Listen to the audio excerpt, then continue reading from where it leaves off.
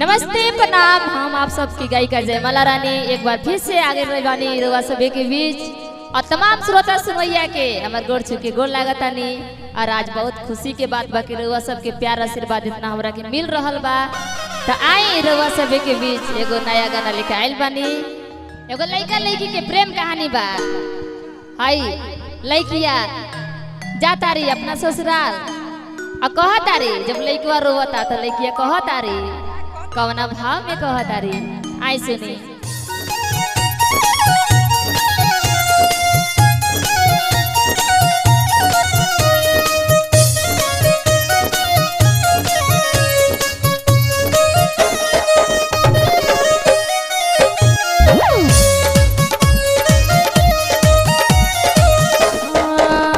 अरे चुप हो खटारा जानी लो रवा, छोड़ी दया चरावा। चुप हो खटारा जानी लो रवा, छोड़ी दया चरावा। रोवो जनिया रवा आई कि रोवो जनिया रवा आई, फिर नई हरवा। रोवो जनिया रवा आई, फिर नई हरवा।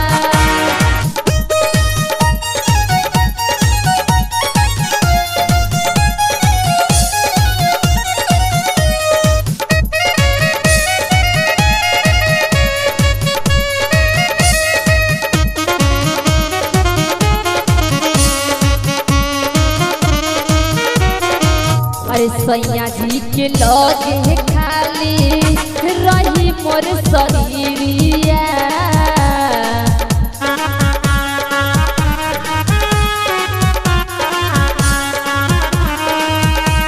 दिलवा तो छोड़ के जाइबो तोहरे नुधिरिया।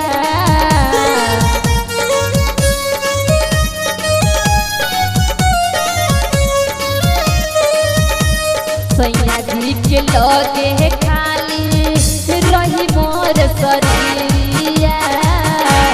दिलवा तो छोड़ के जाइबो तोहरे नुधिरिया। कि जुदा होके आगो में छछन के होइबो हजारवा। जुदा होके आगो में छछन के होइबो हजारवा। रोवो जनिया रवा रोवो जनिया रवा आई, फिर नई हरवा। रोवो जनिया रवा आई, फिर नई हरवा।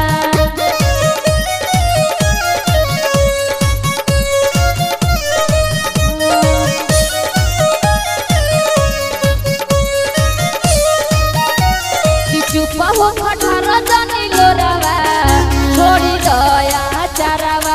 चुप हो खटारा जानी लो रवा, छोड़ी दया चरावा।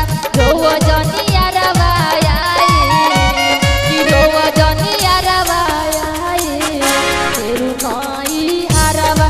रोवो जनिया रवा आई, फिर नई हरवा। रोवो जनिया रवा आई, फिर नई हरवा। रोवो जनिया रवा आई, फिर नई हरवा। अभी प्यारा सा प्रस्तुति आप सब सुन रहे थे हमारी जयमाला रानी की आवाज में, जो कि काफी विख्यात गाती हैं और गढ़वा जिला का एक शान है लड़की, जो कि अपने गढ़वा जिला में धूम मचा के रखी है और इस छपरा में भी आकर धूम मचा रही है। तो अगर ये वीडियो अच्छा लगा हो तो ज़्यादा से ज़्यादा शेयर कीजिए, लाइक करके कमेंट करके आप सब बताइए कि इनका आवाज़ कैसा रहता है। चलिए नेक्स्ट वीडियो में मिलते हैं, तब तक के लिए good take care, bye bye, जय हिंद, जय भारत, वंदे मातरम।